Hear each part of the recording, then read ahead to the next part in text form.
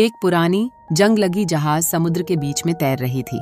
यह दूसरी विश्व युद्ध की एक युद्धपोत थी जो कई सालों से लापता थी। कैप्टन रोहन और उसकी क्रू एक कार्गो जहाज पर थे जब उन्होंने रडार पर एक अजीब संकेत देखा। रोहन और उसकी क्रू ने फैसला किया कि वे उस लापता बैटलशिप को एक्सप्लोर करेंगे। अंधेरा और धुंध बढ़ती जा रही थी, लेकिन उनकी जिज्ञासा उससे भी ज्यादा थी।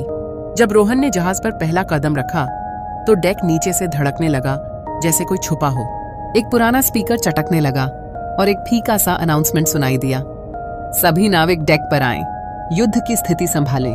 लेकिन यह तो एक लापता जहाज था, तो अनाउंसमेंट किसने किया? अंधेरे गलियारे में कदम रखते ही हवा एकदम ठंडी हो गई। दीवारों पर पुराने युद्ध पोस्टर और सैनिकों की धुंधली तस्वीरें लगी थीं। अर्जुन ने एक तस्वीर उठाई, एक नौसेना अधिकारी की, जिसकी आंखें अजीब तरीके से उन सबको देख रही थीं।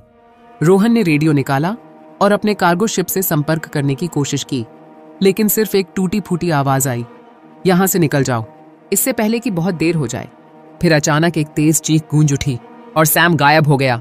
रोहन, अमित और अर्जुन ने तुरंत नीचे जाने का फैसला किया। सैम कहीं भी नहीं दिख रहा था, सिर्फ उसकी टॉर्च बंद पड़ी थी।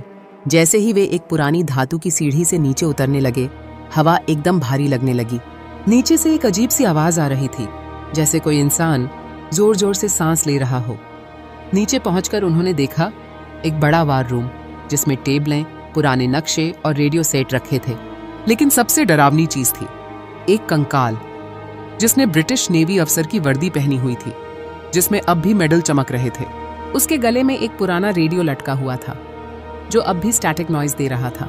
अमित ने कंकाल की वर्दी पर लगा नेम टैग पढ़ा, कमांडर हेनरी सुलिवन। रोहन ने कहा, यह जहाज लापता था।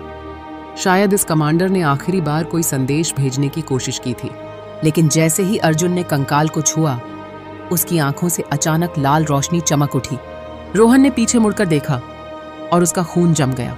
सैम, जो अभी थोड़ी देर पहले गायब हो गया था, समुद्र की नमी से भीगे हुए कपड़ों में खड़ा था। उसकी आंखें सफेद हो चुकी थीं और उसके चेहरे पर एक अजीब सी हंसी थी। उसके पीछे दर्जनों और भूतिया सैनिक खड़े थे, सभी ब्रिटिश नौसेना की वर्दी में, जिन्हें लगभग 80 साल हो चुके थे। क्या रोहन और बचा हुआ क्रू इस शापित जहाज से बचकर निकल पाएगा, या फिर HMS वैल्किरी उन्हें हमेशा के लिए समुद्र की गहराइयों में समेट लेगी? रोहन ने एक कदम पीछे लिया, लेकिन भूतों ने उनका घेरा और छोटा कर दिया। सैम आगे बढ़ा और एक भयानक विकृत आवाज में बोला, तुम यहां से जा नहीं सकते, यह जहाज तुम्हारी तकदीर बन चुका है। अर्जुन ने अपनी टॉर्च की रोशनी भूतों पर डाली, लेकिन उसकी रोशनी सीधे उनसे आर पार चली गई। अमित ने एक पुराना रिवॉल्वर उठाया जो मेज पर पड़ा था, लेकिन जैसे ही उसने ट्रिगर दबाया, गोलियां हवा में गायब हो गईं। ये आत्माएं सिर्फ एक ही तरीके से रोकी जा सकती थीं, उनका श्राप तोड़कर।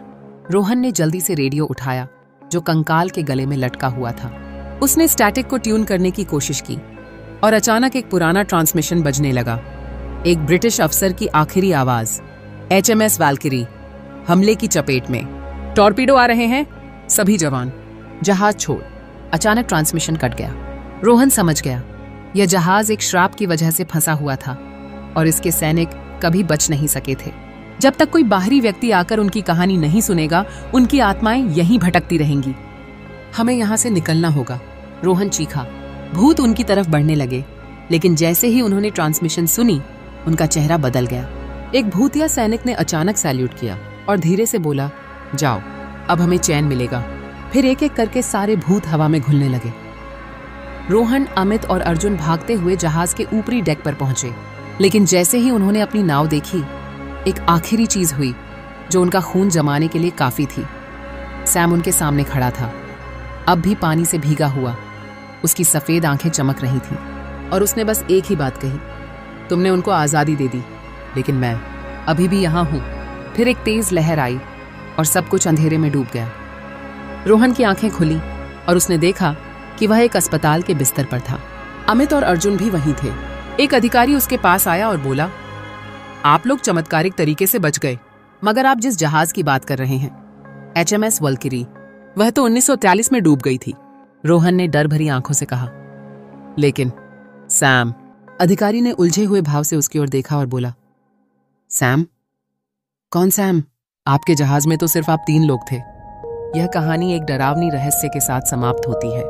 क्या सैम सच में एक इंसान था जो भूतों की वजह से वहां फंस गया था, या वह शुरू से ही उस शापित जहाज का एक हिस्सा था?